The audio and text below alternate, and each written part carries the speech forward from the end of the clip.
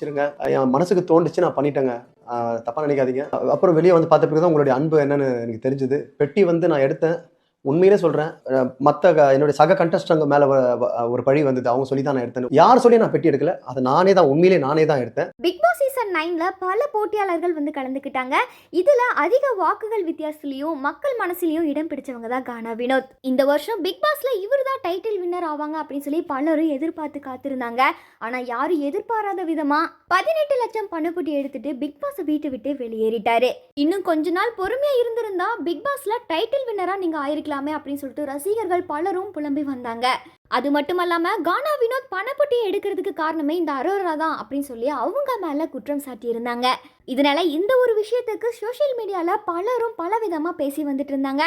இந்த நிலையில இதுக்கெல்லாம் ஒரு முற்றுப்புள்ளி வைக்கணும் அப்படின்றதுக்காகவே கானா வினோத் முதல் முறையா ஒரு வீடியோ பதிவு பண்ணியிருக்காரு. அந்த வீடியோல கானா வினோத் அவர்கள் என்ன பேசியிருக்காருன்னா, பிக் பாஸ் வீட்டை விட்டு வெளியில வந்ததுக்கு அப்புறம் நான் வெளியிடுற முதல் வீடியோ இதுதான். என் சார்பாகவும் என் குடும்பத்தோட சார்பாகவும் உங்களோட பாதம் தொட்டு நான் மிகப்பெரிய ஒரு நன்றியை நான் தெரிவிச்சுக்கிறேன்.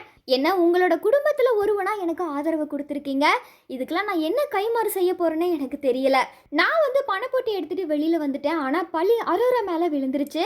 இதை பார்த்து நான் ரொம்பவுமே ஃபீல் பண்ணேன். உண்மையாகவே எனக்கு அதை கேட்கும்போது ரொம்பவுமே கஷ்டமாக இருந்துச்சு. ஏன்னா இந்த பொட்டி எடுக்கும்போது நான் யார் சொல்லியுமே நான் எடுக்கல, அதை நானாக தான் எடுத்திருக்கேன். என்னால் மற்ற போட்டியாளர்களுக்கு எந்த ஒரு கெட்ட பேரும் வந்துடக்கூடாது.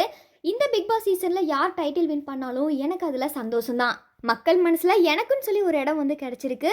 எனக்கு இந்த டைட்டில் வின்னர் ஆகணும் அப்படின்ற ஆசையெல்லாம் கிடையாது. மக்கள்கிட்ட எனக்கு கிடைச்சிருக்கும் இந்த ஒரு அங்கீகாரம் மட்டுமே எனக்கு போதும். இதனால எனக்கு கிடைச்ச இந்த ஒரு வாய்ப்பை பயன்படுத்தி இதிலிருந்து நான் சம்பாதிக்கிற பணத்தை கண்டிப்பாக நான் மக்களுக்கு நல்லது செய்வேன். எல்லாத்துக்குமே ரொம்ப நன்றி அப்படின்னு சொல்லி கானா வினோத் இந்த வீடியோவில் எமோஷ்னலாக பேசியிருக்காரு.